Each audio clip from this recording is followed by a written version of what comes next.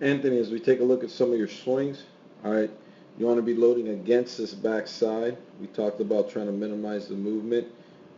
Right there, you're ready to go. All right, you don't need to keep going so far back. All right, we want to minimize the movements while we're getting into position. All right, so we want to make sure we're loading up against the backside a little less. By the time our foot comes down, notice you're in a little bit of a different position than what we were doing it dry. Your head now is directly in the middle. What you want to do from here is fire your backside. Alright, back hip, back knee, back toe, and your hands while keeping this front shoulder close to create tension with the hips, right? So now I'm going to delete some of these and keep some of the important ones, these right here. Alright, so now notice as you start to swing, what you're doing here is you're pushing off this back side. You're pushing off this back leg instead of getting into rotation. We want to get into rotation to minimize that little push forward.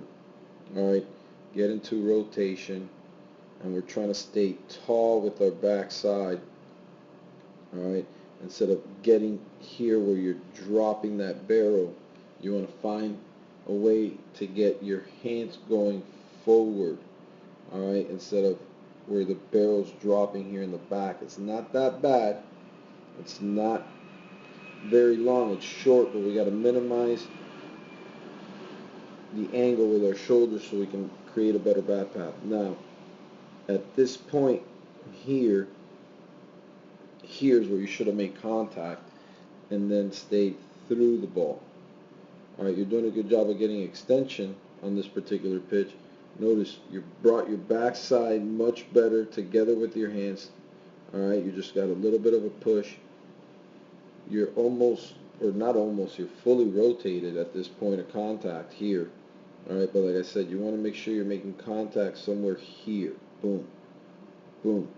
And then pushing your hands through extension. If you don't get extension on this ball, alright, you completely swing right through it. You're able to get through it and finish with balance. So that's what I want to see on a more consistent basis. Notice as you get here, same thing, striding the balance, but notice how your bat starts to drop. You want to keep that angle as long as possible while you're rotating. You want to try to keep that angle and bring your hands out while you're rotating instead of dropping it in the back. Alright, you're trying to go get it with your hands. You want to make sure you're using your legs.